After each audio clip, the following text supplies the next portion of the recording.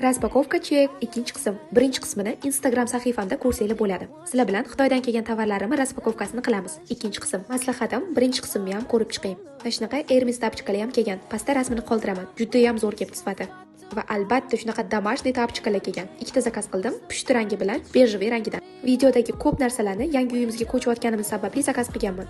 Keyingisi yana bitta pastel. Prям mana shunaqa kutgan pastel kelibdi. Pastda ham обязательно rasmini qoldiraman. Живойda ham shunaqa zo'r kelgan. Xitoydan tovar zakaz qilsangiz narsalaring yaxshi kelmaydi degan tanishligi bu videoni yuborib qo'yinglar. Keyingi narsa bu shunaqa organizer. Bu asosan vannada turadi. Kir narsalarini solib qo'ysanglar bo'ladi.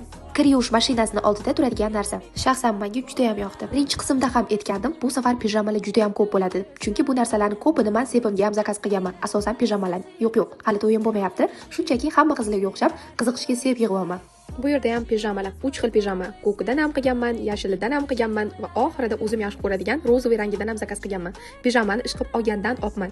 Sabab Xitoyda arzon-da. Ishonasizlar, menga shu hamma tovarlarim Xitoydan 10 kun deganda qo'limga yetib keldi. Bunisi pastel, yurechali. Buni ham pastda rasmini qoldirdim. Bu mana shunaqa organizer. Bunga kiyimlarni solib qo'yib, shkaflarga qo'yib qo'ysanglar bo'ladi. Juda ham qulay. Xo'sh qizlar, sizlar ham uyda o'tirgan holatda o'zingizga mana shunaqa tovarlarni zakaz qilib foydalanib yoki daromad qilish xohlaysizlarmi? Unda profilimga obuna bo'lib, meni kuzating. Men shu narsalarni noldan o'rgataman. Kuzatganingiz uchun rahmat. Paka-paka.